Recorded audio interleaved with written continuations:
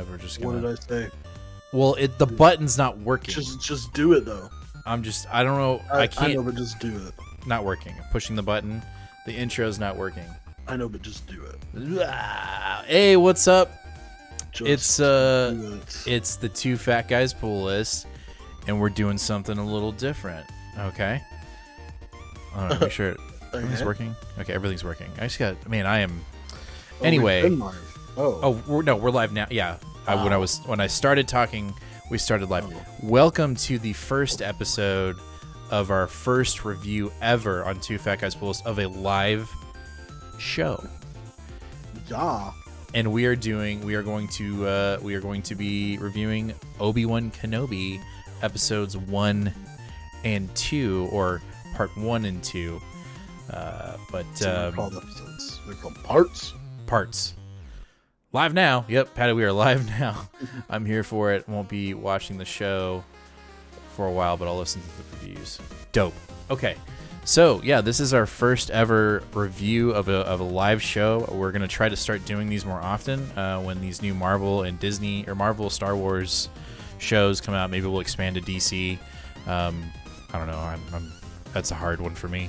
But Star Wars and Marvel for sure. Anyway, today, May 27th, Obi-Wan has officially made his presence known on Disney Plus, and I've got a hot take. It might not be the hot take. Started off with a hot take. I'm going to start off with a hot take, and it may not be the hot take everyone wants to hear, but I'm just going to go for it. Okay, I'm just guns blazing right now. Okay, buddy. I think currently the first 2 parts of Obi-Wan are better than the collective 2 seasons of The Mandalorian. That's just dumb. No, that doesn't make any sense. No, I think it's great. I think it's because there's a little bit more connectivity with the character. I freaking love Obi-Wan. I love the prequel versions of Obi-Wan. I like Obi-Wan in obviously the original movies. And I got done watching it going, I need more, you know? And this feels like a movie. These first 2 parts feel like a genuine movie. It doesn't feel like episodes. And with Mandalorian, I really do like, I've absolutely loved Mandalorian. But my one criticism with Mandalorian is it does feel like it's side quest after side quest after side quest. And then we get all the big, last 2 episodes are just the big, reveal, right? But I guess it's a different style of show. But with this, it's like banger. We had one massive revelation and an oh shit moment in part 1, and then part 2 happened, and you knew it was coming, but the big reveal at the end, even just how they showed it, Hold on a second. was fantastic. Anyway, I think it was. I'm non-spoiler review part of the show. I thought it was fantastic. I think we're in for a real treat with these 6 parts, and I think there's going to be a lot of things that are going to be answered in this little mini series. I'm sure it won't go past this. I don't think it'll go to a second season. I think this is going to be a one and done little mini, but I think we're going to get a lot of things answered to things that we've thought about or have had in the back of our minds about Obi-Wan between Revenge of the Sith and New Hope. And I think we're going to get answers to some questions that we didn't know we even knew we wanted to ask. So for the non-spoilery part of our review, I'm saying it. I'm saying Obi-Wan's better than The Mandalorian, even though The Mandalorian has had 2 seasons and we've had a lot of cool stuff in it. And I genuinely, let me rephrase. I think if we were to grade it right now, currently, Obi-Wan for me is an A+, and Mandalorian is an A, just a standard A, a 94 or 95. And Obi-Wan currently, with these first 2 parts, gut reaction, A+. Stefan, damn, as a casual Star Wars fan, this sounds awesome. I'm going to check this out soon. Catch the review later. Have a great weekend, dude. Thank you, Stefan, for dropping in. Definitely come check out the spoilery part of the review. I appreciate you coming in and just getting into the chat. I think you're gonna genuinely like it. If you watched, you're gonna like it. I think it's definitely made for everybody, anybody and everybody. Because there's certain things that I didn't even like really know about. Like the Inquisitors, I'm still kind of hazy on, even though they kind of explain it in the show. And I've got a very brief history of the Inquisitors. But I think there's something for everybody in this little mini. General Star Wars fan, and then I think there's like some deep nuggets for hardcore Star Wars fans. Yeah, I think so too. I'm sorry. No, go ahead. I said my piece. What's your non-spoilery? I was just gonna say, Inquisitors is something that I am really excited to see. The Inquisitors and the Sisters are things that I'm excited to see finally like on the screen. Like I know they've been canonized for a while, but I'm ready to see them like on the screen. Right. So what's your general assessment for the first two parts? Like, is there any, like, are you like, nah, it was okay, or like, how do you feel? What's the temperature? I would give it 93 out of 100. Low A. Low A. So you're an A minus. No, just an A. Just an A. Okay. All right. And I'm like 100. 100. Yeah. There's not anything that like right now I super am picky about or think that they need to improve upon. I do feel like the pacing could have used just just the most microscopic of boosts. Okay. But I mean, no. Other than that, I just I don't know. I'm trying to think of like what it is that like made me feel like the pacing was wrong, or a little bit off. But even now, I'm just like, no, it made sense. No, I think it was great. So all right. So that's kind of like our general assessment, non-spoiler part of the review. So if you haven't watched the show yet, pause this video, go watch the show. It's worth your while. And then come back and watch the rest of this review, because we're going to get into the actual spoilers of it. We're going to talk about the whole part of the episodes and really get into it. So 3, 2, 1, pause it. We're moving on. Let's talk about that opening scene. So the opening scene where we basically get another perspective of the Order 66 night, where the Jedi are completely taken out, the younglings are taken out, and I don't know. Like, I know that you said that a lot of people, including yourself, were very quick to jump on the current event aspect of that scene. It is a complete and 100% coincidence. I mean, that scene was probably shot anywhere from 12 to 24 months ago. I mean, that scene was shot forever ago. But I mean, to me, it made the scene more profound with the current context going on right now. Seeing a teacher defending children from gunfire, it is pretty intense. Yeah, maybe it was I just watched it early in the morning, so it didn't hit me for some reason. Then when you said that, I was like, oh shit. But for me, like that scene was just like, it was emotional for me, because I remember that in the movie and being like, oh fuck, like everybody's been like that, you know? Well, yeah, and I'm saying like I wasn't upset by it or like offended or anything like that. And I think Disney did the right thing by, after a couple of hours of some feedback, they were like, okay, we're going to put a viewer discretion on here, just so people are aware. But I mean, I wouldn't say that they need to change it or take it out of the show. I think it has very big implications, especially with the possible introduction of a character in that scene. Yeah, which we're all kind of speculating now that we've kind of tried to connect the dots with one of the younglings possibly being another character within the show, but we'll get to that. But I thought that scene was really, it just reminded me, and it kind of weighted me down to like the real weight of it. I mean, I haven't seen Revenge of the Sith in forever, but I remember that scene, and it just like took me right back to it, but it just seemed more intense, you know, and it felt like the Jedi actually, it felt like they kind of had a chance, you know, like the way it was shot and choreographed with the Jedi, it looked like she might actually get out of there, like she can make them escape, and then she ends up, you know, taking it. But I thought that was great. And then, you know, we jump into 10 years later we find Obi-Wan, doing his thing, basically just, cutting up meat, just trying to lay low as possible. And then we get introduced to the Inquisitors, the Grand Inquisitor, what's the name? It's the third sister. Third sister. I want to say third daughter. So we get introduced to the third sister, and her name is Marva. Wait, let me get my. I forgot. Reva. I've got slides. Reva. Yeah, I thought that was that scene with their introduction. I will say, if there's one thing I'm gonna nitpick, and it's not the look of the Grand Inquisitor. I don't care about that. I'm not like, he doesn't look like what he looked like in the cartoon. I don't care about that.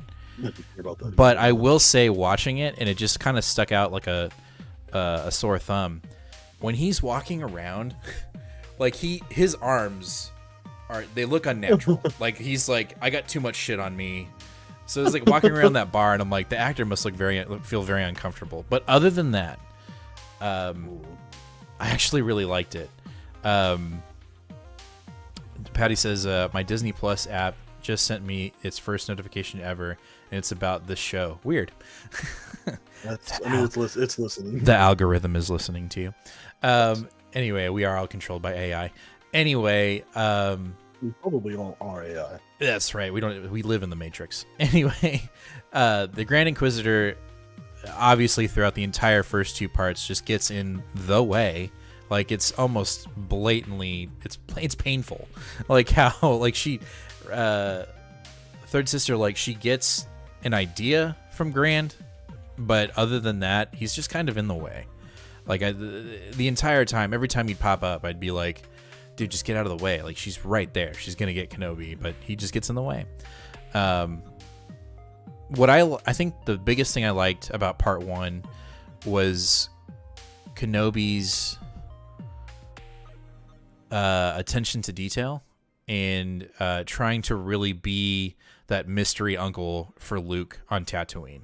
And I think it was really cool that he bought him the Nerf herder, Sky, whatever it's called, the toy, the ship. And it's like, I saw that and I was like, oh shit, like that's so kick-ass. I think this story is going to be so grounded in such fundamental Star Wars storytelling that I don't think he can really do a lot wrong. I don't know. What do you think? I think that there's a lot of opportunity to do both things that people in Star Wars fandom are wanting, and that is expanding on that's opening up new avenues of stories in unexplored regions of time. So that's exactly what we're doing right now, between episode 3 and 4. Very, very little has gone on here. As a matter of fact, what I would say the second half of the fandom is looking for is nods, homages, or hints at what little we have gotten from other pieces of media, like video games or comics or books. And so, like the Inquisitors, if I'm not mistaken, weren't Inquisitors first... or Inquisitors were first introduced, I believe, in Clone Wars, but the sisters, I believe, were first introduced in... what is that video game? I know Fallen Order? Is it Fallen Order? Yeah, yeah. The most recent game? Yeah. Yes. And so I think people are looking for, stuff from there, because that's probably, as far as storytelling goes, one of the most, one of the biggest sources of material that we've had for what's going on between episodes 3 and 4. As a matter of fact, a lot of people are really getting itchy to see if maybe, I think the main character from that game I think his name's Cal. Yeah. Seeing if he's going to show up, because this is prime time for him to show up. Well, he might, and I know that I think Star Wars just announced, or Lucasfilms just announced the sequel to that game, like a teaser trailer. Right, which is supposed to take place exactly during this time, almost exactly. There's a good chance. I mean, that's exactly what the actor looks like for that character, so there's a good chance that he may pop up as well. Overall, I thought the first part was really cool, and I'm gonna say it now. I am Team Kid Leia. Like, I love the fact that her story is integrated into this. I think it's clever. Like, I would assume we're gonna get some more Luke at some point. Maybe not. Maybe we don't, because we kind of know, like, we know that story, right? Like, I mean, we don't know that in between here and now, right? But we generally know where we're going with that character, and we get more Luke in Star Wars than we really do Leia. So to get, 10-year-old Leia and like her adventures, I thought that was a smart play. I know there are some people online that are just, I mean, obviously there are people online that are just pissed about the fact that Leia's even involved in this show.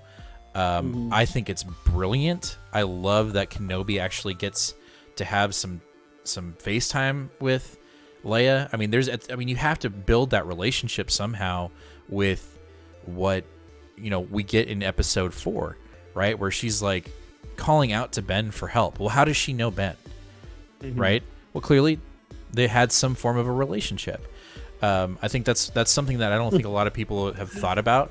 What? Yeah, I just remembered one thing that I was actually a perfect opportunity that I think they missed.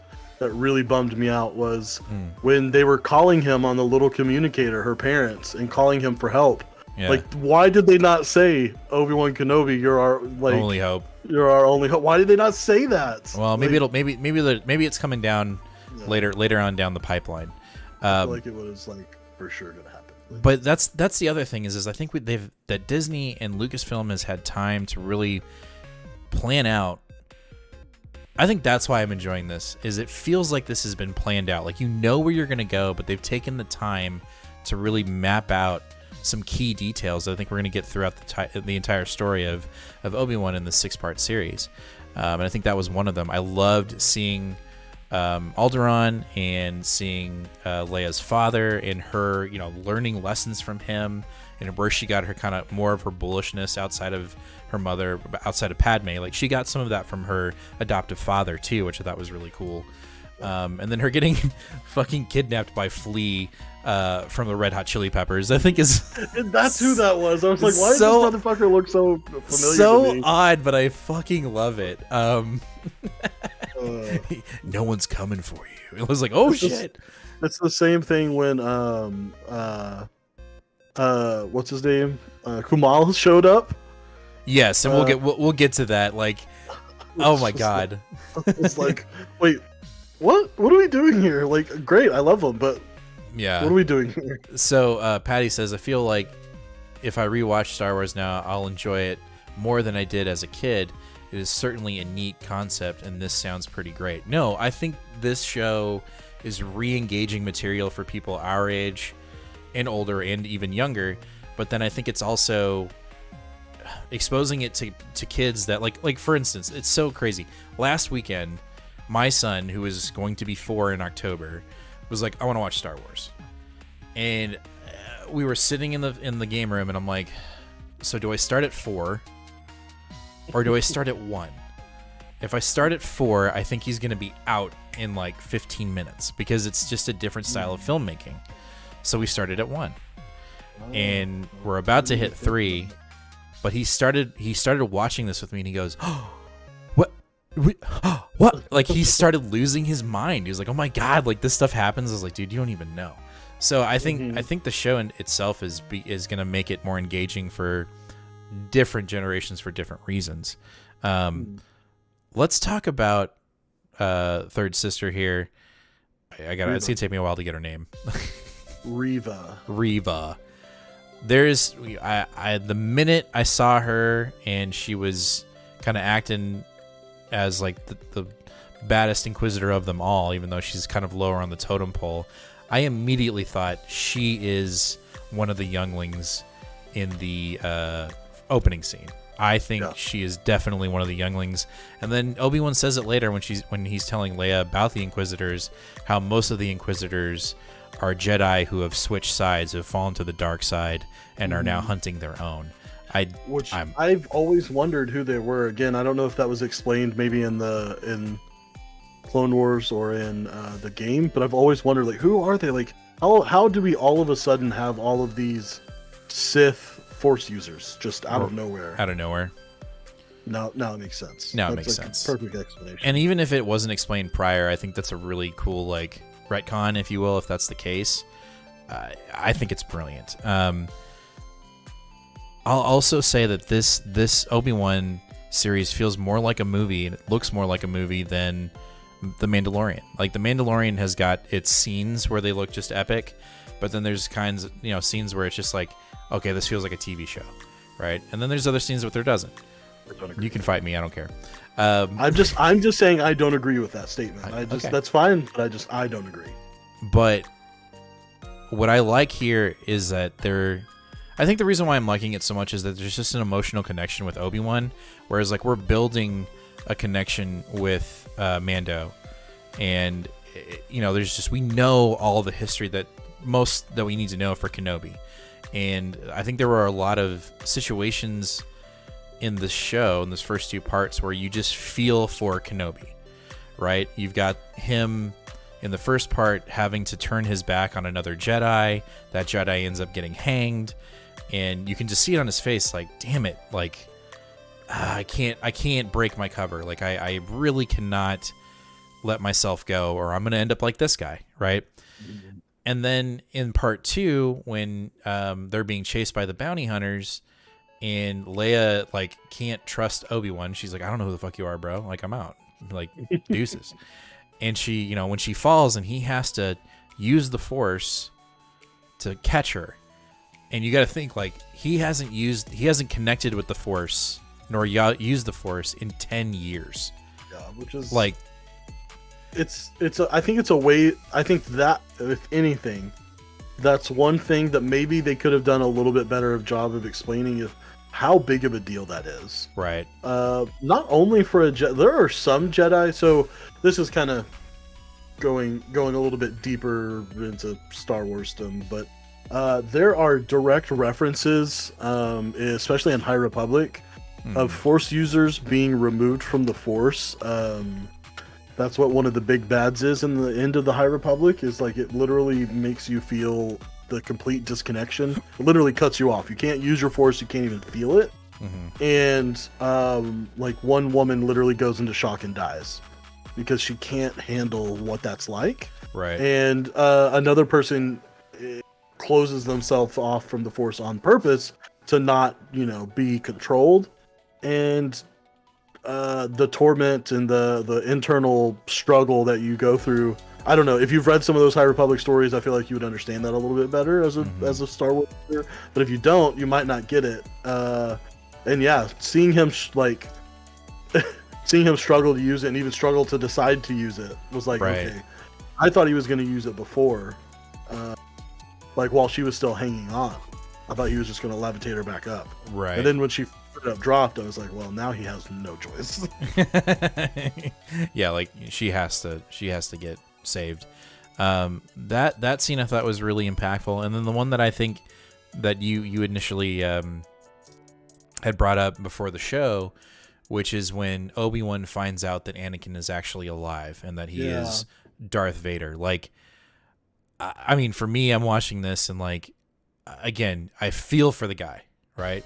One, he thinks he killed his brother, his best friend, his student, his protege, and let him die, like, let him burn alive, right? So, shit, no, never mind. He's alive, right? And then also, you can tell, and I think he's kind of sensed it, that there's this deeper darkness coming for him outside of the Inquisitors, and he hasn't been able to put his thumb on it, and it's like, ta-da, it's Vader.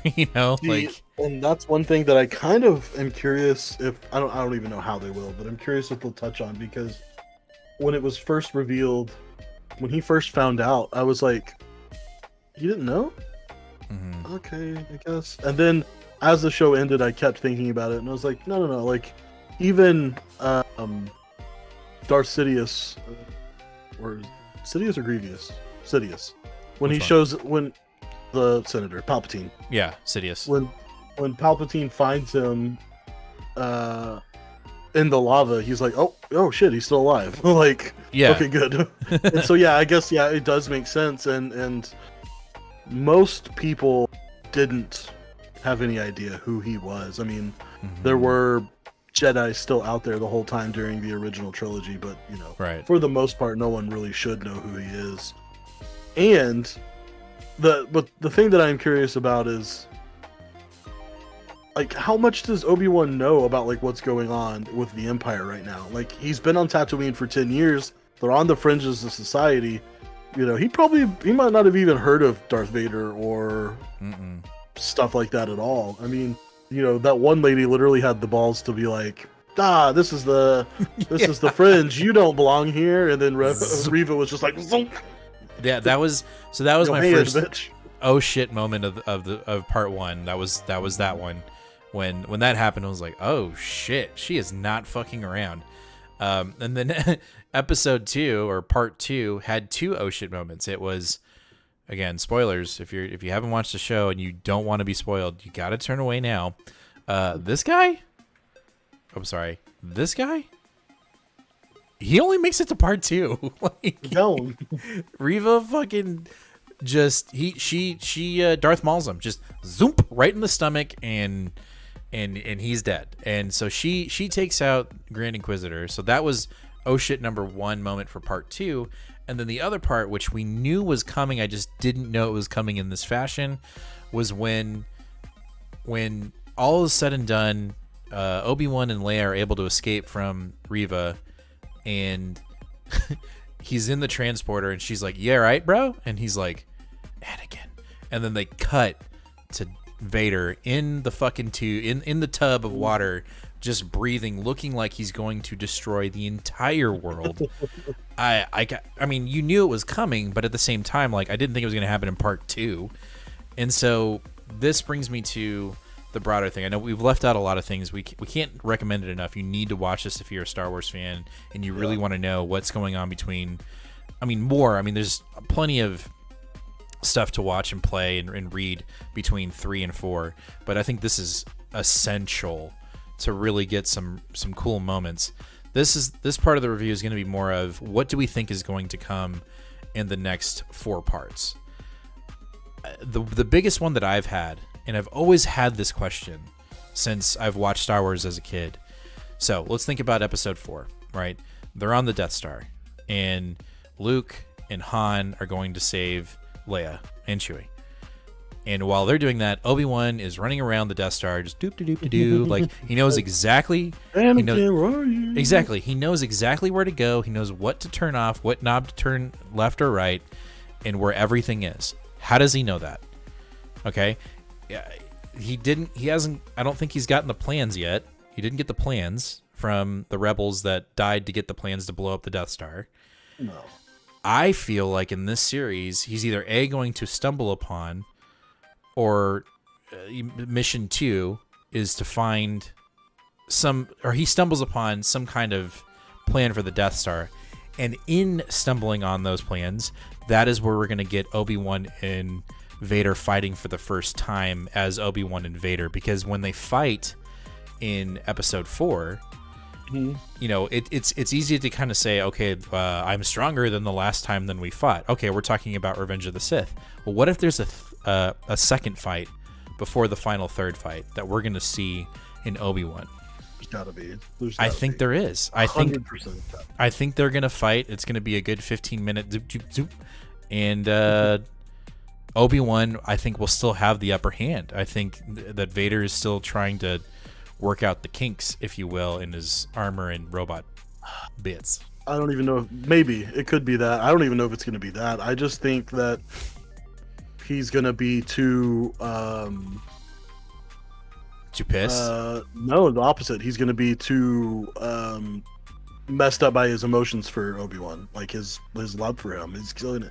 He's not going to be able to fully commit, especially if you look at some of the comics that are taking place during this time, like the Charles Soule run or the Greg Pak run, like or is it Greg Pak? Doesn't matter. He still struggles a lot, like for a while in between episodes 3 and 4 with trying to control his emotions. Patty, you're right. He might take the high ground. Yeah, I don't know. I don't know. Like, I think we're gonna get a lot. Like I said, I think we're gonna get a lot of things answered that the community itself has been wondering for a while. But also, I think we're gonna get a lot of questions that we didn't even know we wanted to ask be answered in this show. But I highly anticipate him, Obi-Wan and Vader fighting for sure. And I think that would be cool, like you're saying, to have Vader just be so emotionally wrecked that he can't figure out, like he just can't do it, or you can tell that there's emotion and weight in his swings. I don't know. I mean, because at this point, once he's this powerful, who walks away from a fight with Darth Vader, right? And Right. no one. No. And so I think the only way that, like, it's very obvious that Obi-Wan doesn't die here. So the only way he doesn't die is because Darth Vader's not on his game. Not on his game. I like that. So those are my two big predictions for the show. The other one is, we're getting a lot of Leia right now, which I really enjoy. I think it's probably one of the best parts of these two parts, I guess, is just her involvement, and that actress she's awesome. I think you read on Twitter that someone said that the bounty hunter chase scene was absolutely atrocious. I don't know, man. There's a part of the scene where she slides under a tree, and I was like, that's some Jackie Chan shit. That looked dope as fuck. I certainly didn't have a problem with it. No, I thought it was good. I did not have a problem with anything in the show. I didn't even have a problem, and I know a lot of people were concerned. I didn't have a problem with this guy being in it.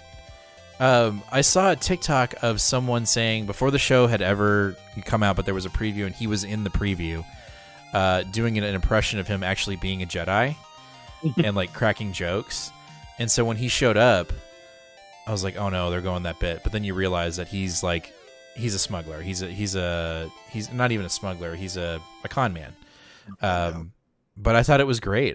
We might still see him later on. He may still be in the series. I don't know. But I don't know. I did not see any missteps. I don't think I anticipated any missteps. I felt like, they would have to really try. I think you would have to try really hard to fuck this up, to be absolutely honest. And to be fair, Disney has done that. I've seen plenty of Star Wars stuff where I'm like, that was a bit of a miss. And I'm not trying to get into the comics gate or Star Wars Phantom Menace, but I will say the Disney trilogies, there are flaws. There are flaws between the three films.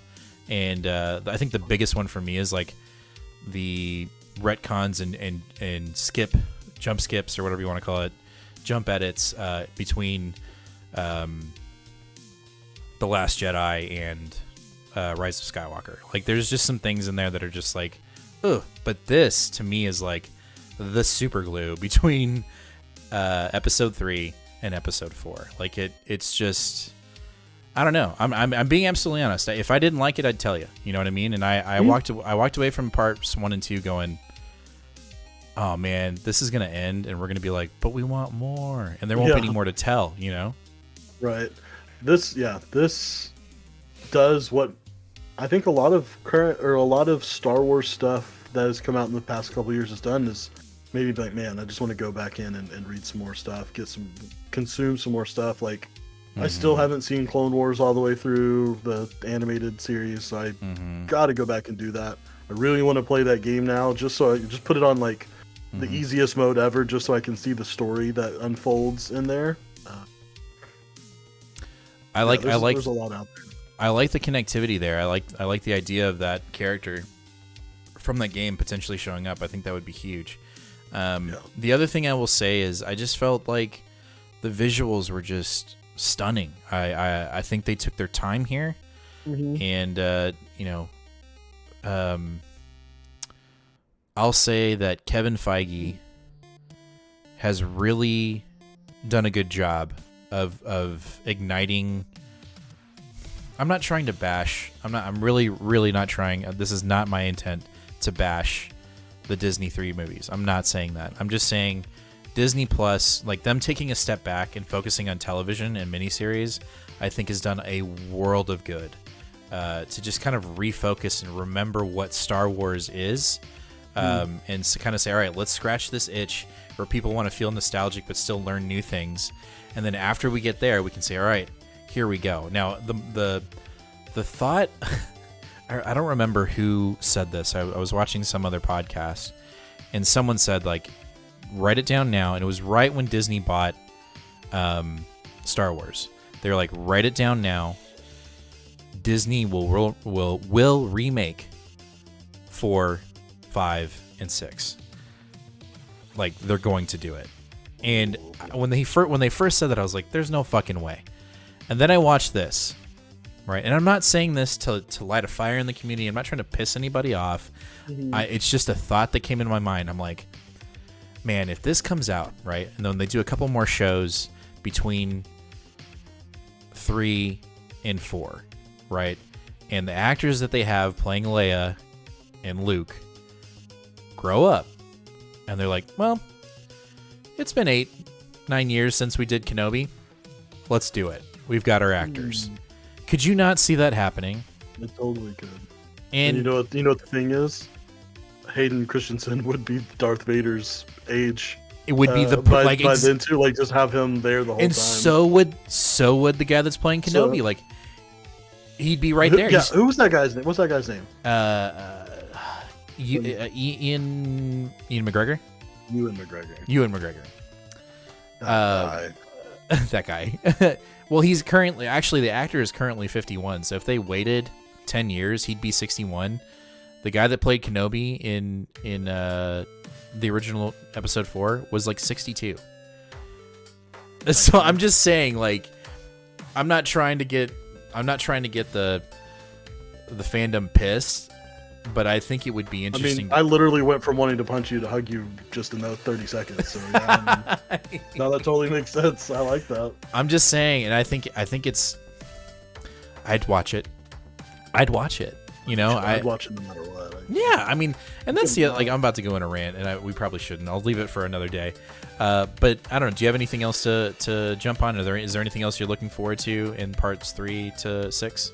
More world building. More like I really like that we. Some review that I watched called the Leia story a side quest. And I think that was a really poor assessment because I think it was a really good opportunity to show you how bleak the world is right now with the Empire just with its death clutch on everything. Mm-hmm. So I'm looking forward to seeing more of that. Here's one thing we forgot to talk about. What did you think of that clone cameo? Loved that. Liked that a lot. They got the same. What's his name? The same actor. It's the same guy that's doing Boba Fett right now. So it's yeah. What I like about it is it's like though that part of the war, the Clone Wars, they're being pushed aside. They're too old. They're being thrown aside. Ooh, and I loved Kenobi's reaction, like, oh shit, you are the reason for our downfall. Yeah, here's some credits. Like he still had to be that neighborly good person, that Jedi. But damn, I mean, when I thought about it, I thought he was seeing like. I don't think he was looking at them and seeing his downfall. I think he was looking at him as like a brother in arms. Oh yeah, I could see that too. He fought beside them for too many years in the Clone Wars.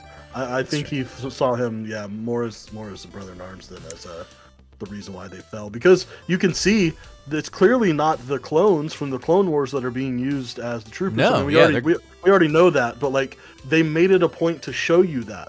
There he is in his old, dirty, decrepit suit, begging for money, while the actual stormtroopers are walking around in their nice, shiny, white, new armor. And so you see that even they're on the ass end of this whole Empire deal. No, that encapsulates why I think this series is going to do really well. I think the attention to detail, and just getting old fans to be like, yo, this is cool, man. Like, we're just seeing little cameos, little things sprinkled in that make the whole thing feel real wholesome and like genuine. I think that's if there was a word to completely describe this current first 2 episodes, is genuine. In my, I don't know about you, but that's what I would say. Patty says, as a kid, I remember playing Xbox Live Star Wars games, Battlefront maybe, but it was overwhelming and actually very well done from what I remember. And if there's more games, I should look into them. Yes, you should. And then the concept of episodes 4, 5, and 6 being remade is a crazy concept to Patty. I totally. I'm just saying. I think it's coming, and I'd watch that because it would be it'd be fresh to me. Okay, yeah. And then is the animated Clone Wars from 07 or whatever canon? No. Yes. It is? Absolutely. 100%. The Cartoon Network one? The one that's on Disney Plus? The Cartoon Network one. The 2D one that's one? on Disney Plus. I don't think it's canon. It's 100% canon. I would sure? bet my soul on it. If it's on Should we look Disney it up? Plus, it's canon. I don't think it's canon. I'm not asking, I'm telling. I'm informing you. It was literally part of the merger. Please. George Lucas said himself, it is part of canon, period. 07. It is the only thing from before the merger that becomes canon. You asked me Cartoon Network. I don't know what that means. I don't know what it came out on before. It came out on cartoon. So that cartoon series, the 2D series, it was by the same animation studios that did Samurai Jack. So it debuted on Cartoon Network. It was before Lucasfilms was bought by Disney. So it says, if you've kept up with Clone Wars since 2008 or turned in the first time with season 7, you can rest easy. The animated series, indeed, in considering. Okay, fine, whatever. I remember someone saying it wasn't. No, it's Well, you know what? 100% Okay, you're right, and I'm happy that you're right because it's good. George Lucas himself made that a requirement when Disney Okay, well, then I bought don't Lucasfilms. I don't remember where I read that where they were like, it's not canon. Maybe because it wasn't on Disney Plus. I don't know. That's another thing you need to watch. Have you seen that? Have you watched that whole thing? No, that's what I'm saying. I haven't watched that. You need to, because that Clone Wars cartoon, again, another hot take, I think is better than the 3D one. You keep saying the 2D and the 3D one. I don't know what the fuck you mean. Okay, now I'm gonna have to. You're talking about the movie? Are you talking about the animated movie? No. There's not two different shows. There's not. I don't know what you are thinking. Ooh, you're so wrong. No, I'm not. There's only Okay, one you ready? show. All right, guys, get ready for this, guys. Clone Wars Cartoon Network. All the true Star Wars fans will know.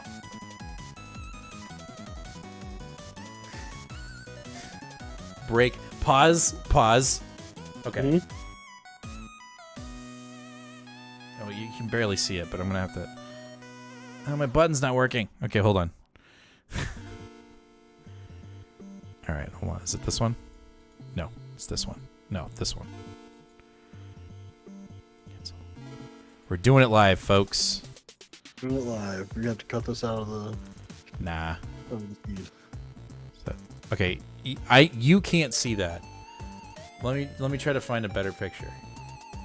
So there was a Star Wars Clone Wars 2003 TV series that debuted on Cartoon Network that was called The Clone Wars. This is not the 3D animated movie that came out and then the 3D show. Okay, this is a different show that is not considered canon. I don't know what you're talking about. Okay, so this is what I'm saying. This cartoon, this version of the Clone Wars. Oh man, I can't. I just need a good picture of it. It's whatever it is. Don't watch it. Don't listen to him. Why would you watch it? It's not canon, and it's the reason why it's not canon is because it's more violent. It was made before Star Wars was bought by Disney. It's a more violent show. So was the 3D animated one. I'm not saying it wasn't. I'm just saying this. Oh God. Welcome to the Kenobi review. I highly recommend people watch this. It's on Disney Plus, but it's not considered canon. But in this show, you find out how when Grievous shows up in episode, is it 2? No, 3. How he's like always coughing and like just sickly. So I think it's the first or second episode of this series. Mace Windu confronts Grievous on a planet, and he takes out a shit ton of droids, and he's chasing Grievous.